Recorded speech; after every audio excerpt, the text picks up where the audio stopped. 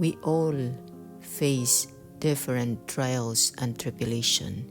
They come to us in our life. Most faced financial trials, like now, some don't have a job. Others are physical trials or troubles, or maybe it is a relationship. There are many verses concerning trials and tribulation. A prayer is the best armor against all trials. James 1:2 verse 4, "Count it all joy, my brothers, when you meet trials of various kinds, for you know that the testing of your faith produces steadfastness, and let steadfastness have its full effect, that you may be perfect and complete, lacking in nothing." Trials help us to persevere. Let's read in Malachi 3 verse 2 to 4. "But who may abide the day of his coming? And who shall stand when he appeareth? For he is like a refiner's fire, and like fuller's soap. And he shall sit as a refiner and purifier of silver. And he shall purify the sons of Levi, and purge them as gold and silver, that they may offer unto the Lord an offering in righteousness. Then shall the offering of Judah and Jerusalem be pleasant unto the Lord, as in the days of old, and as in former years." Trials have a reason. Everything happens in our life has a reason. Why just I go through when I went through? There is a reason for it. Everything happens in our life has a reason. We might not able to see it right away, but we will see it in due time. We read in Jeremiah chapter 18 verse 1 to 6. "The word which came to Jeremiah from the Lord, saying, Arise and go down to the potter's house, and there I will cause thee to hear my words. Then I went down to the potter's house, and behold, he wrought a work on the wheels, and the vessel that he made of clay was marred." Marred is a trial in the hand of the potter. So he made it again another vessel, as seemed good to the potter to make it. Then the word of the Lord came to me, saying, O house of Israel, cannot I do with you as this potter? Said the Lord. Behold, as the clay is in the potter's hands, so are ye in mine hand, O house of Israel. God is looking for an opportunity to bring change to us. And when change comes, God begins a new things in our life. Why change?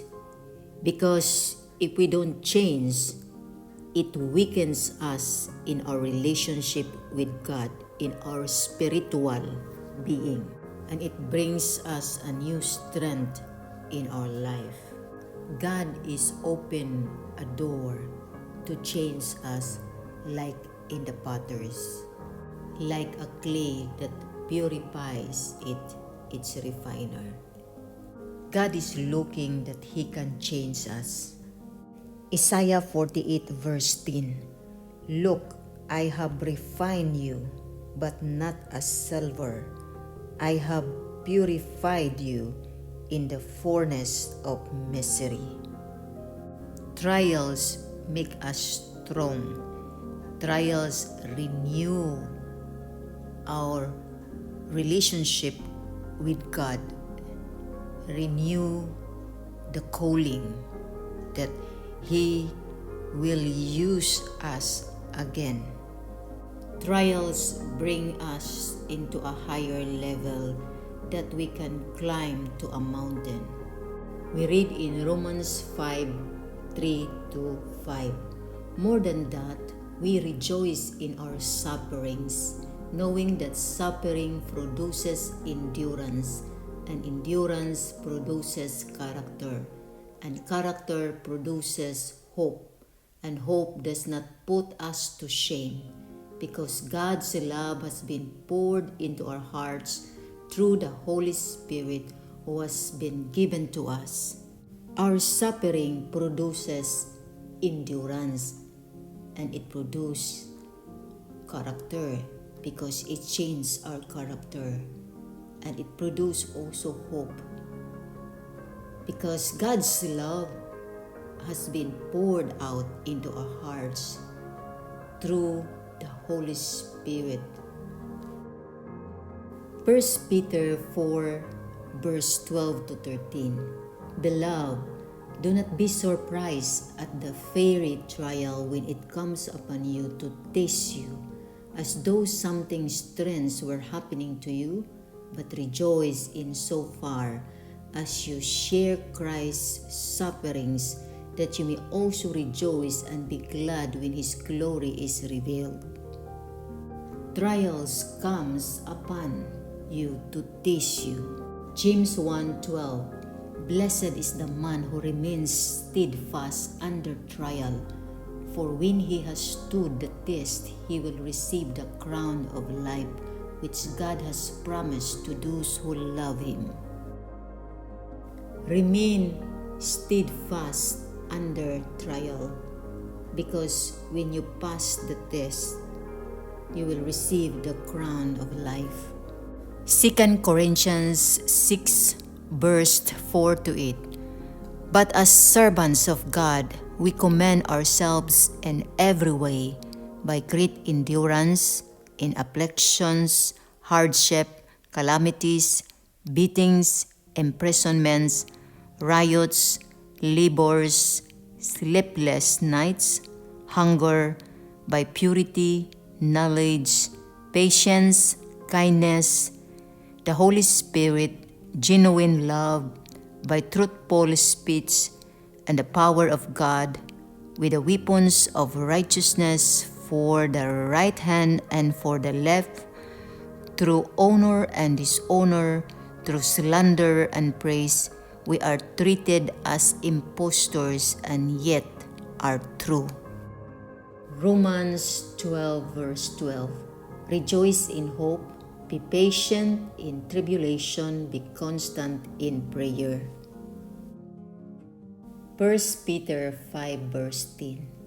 And after you have suffered a little while, the God of all grace, who has called you to His eternal glory in Christ, will Himself restore, confirm, strengthen, and establish you.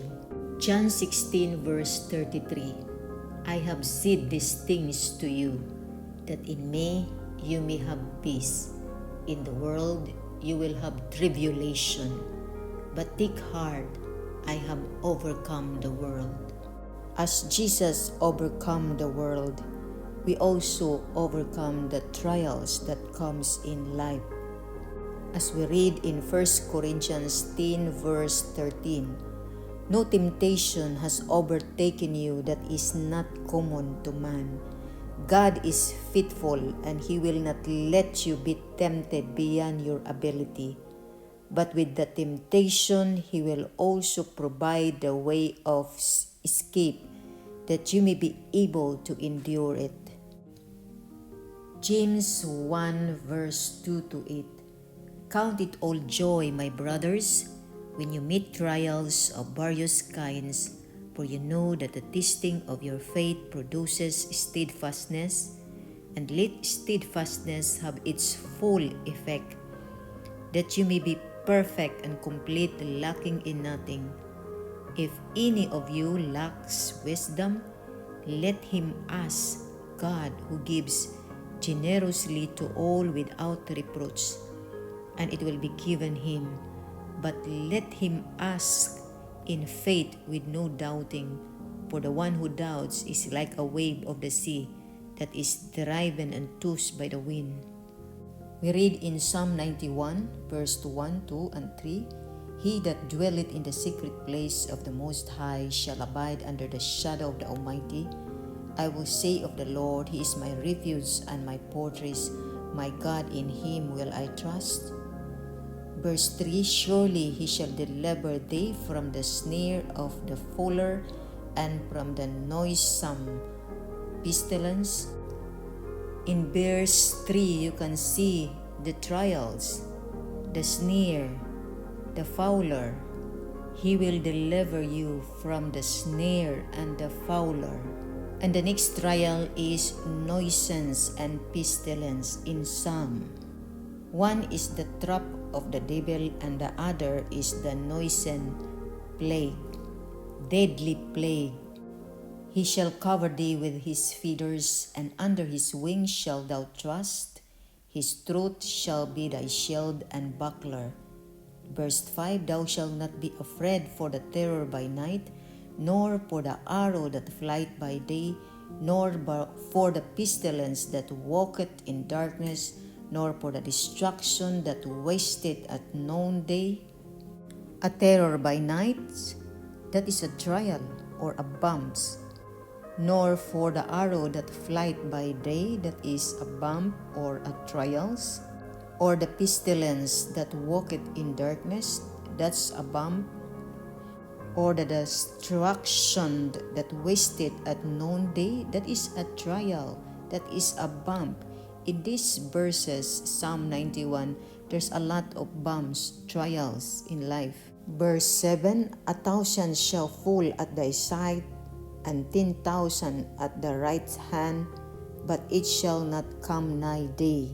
It's a good promise, but it's still there, the darkness, no, the destruction. Verse 8, Only when thine eyes shall thou behold and see the reward of the wicked.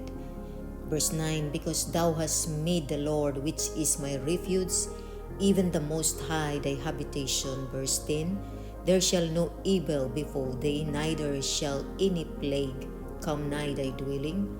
For he shall give his angel charge over thee, to keep thee in all thy ways.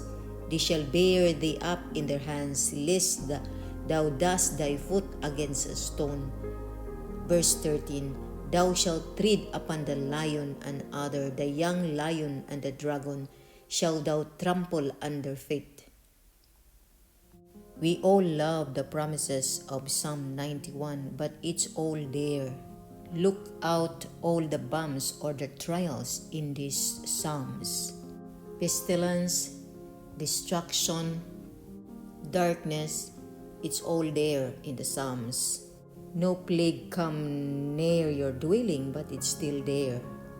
When we go all these trials, we have to call upon the name of the Lord and get closer to Him. Verse 15, He shall call upon me, and I will answer him. I will be with him in trouble. I will deliver him and honor him.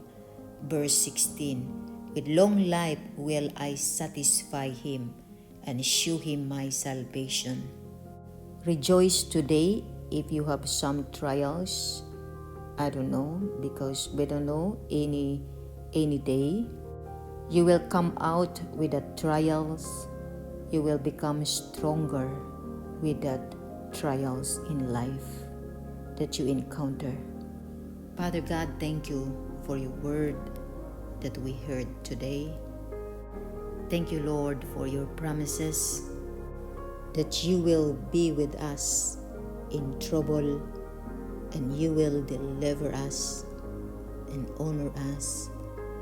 With long life, you will satisfy us and show us your salvation. Lord, I pray, bless us, protect your people, Lord. Strengthen us, strengthen them, and bring them into a higher place in the name of Jesus, that they will experience your touch. Lord, I pray, bring all these trials that we come closer to you and hide us with your blood. In Jesus' name we pray. Amen.